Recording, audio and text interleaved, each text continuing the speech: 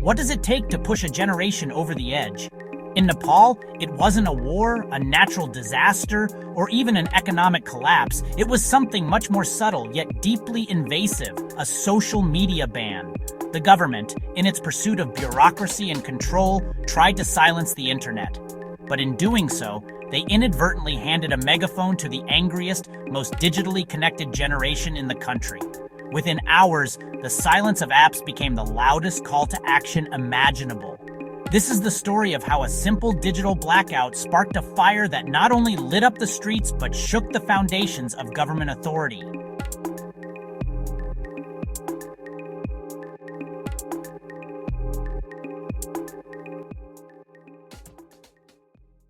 Imagine waking up one morning and discovering that your entire digital life has vanished.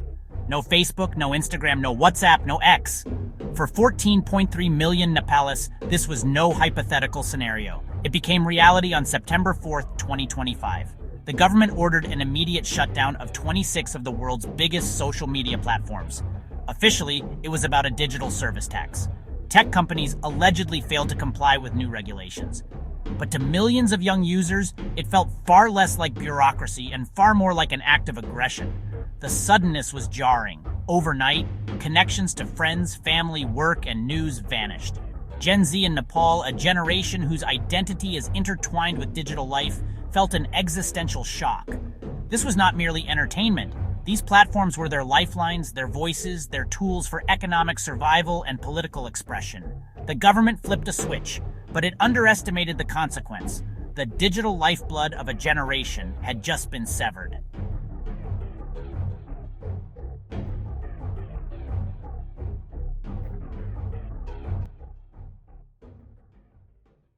This was never just about losing memes, chats, or funny videos. The social media ban landed like a spark on a mountain of dry fuel. Frustration had been simmering for years. Nepal's youth, facing a fragile economy, high unemployment, and political corruption, had found in social media their only outlet for expression and accountability. Enter the Nepo Kids trend. Young Nepalese began exposing the opulent lifestyles of politicians' children. Luxury cars, foreign vacations, designer clothes, while millions of ordinary citizens struggled to make ends meet. Posts went viral, sparking outrage and conversation across platforms. It wasn't merely shaming, it was citizen journalism, a digital confrontation with entrenched power. Social media had become a public square, a space for truth in a country where traditional channels often failed. The ban, therefore, was seen not as a bureaucratic measure, but as an attempt to silence exposure, to erase the very voices holding the elite accountable. To Gen Z, it wasn't just about access, it was about justice, fairness, and their right to a future.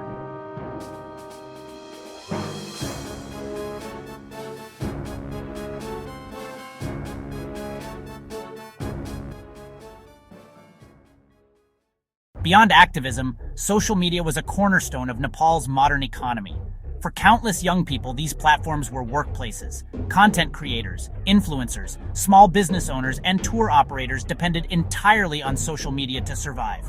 With the ban, orders were canceled, bookings vanished, and entire revenue streams froze overnight.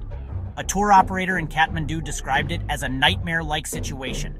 No communication, no business. The impact rippled through the gig economy, from food delivery to local artisans and tourism services. Suddenly, an entire generation's livelihoods were under threat.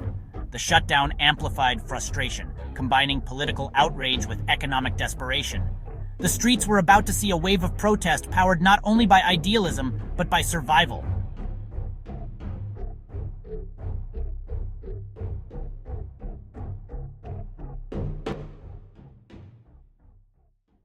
The government's attempt at digital silence backfired spectacularly.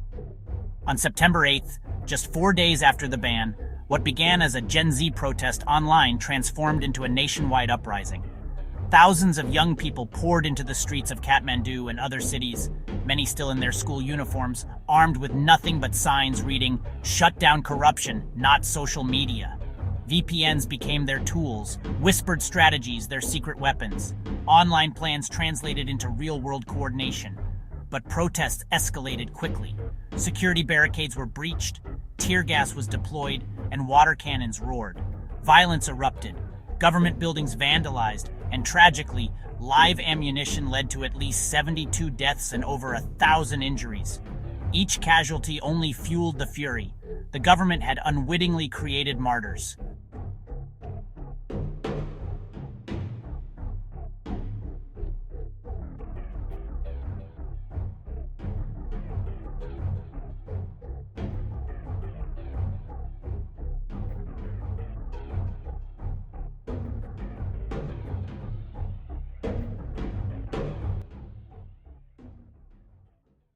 The nation was at a breaking point.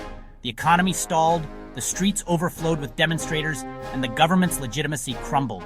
Prime Minister KP Sharma Oli resigned on September 9, 2025, citing the need to resolve the crisis. A leaderless grassroots movement had succeeded where decades of politics had failed. The social media ban was lifted, the digital world restored, and yet the movement's mission had expanded beyond online freedom.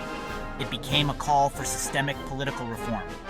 The government had blinked, but the fight for accountability and opportunity was only beginning.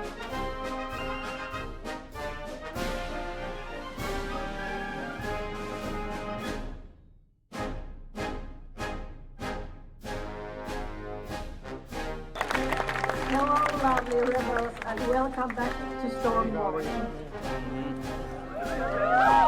The biggest civil disobedience campaign in Finnish history is underway. We literally say, enough is enough.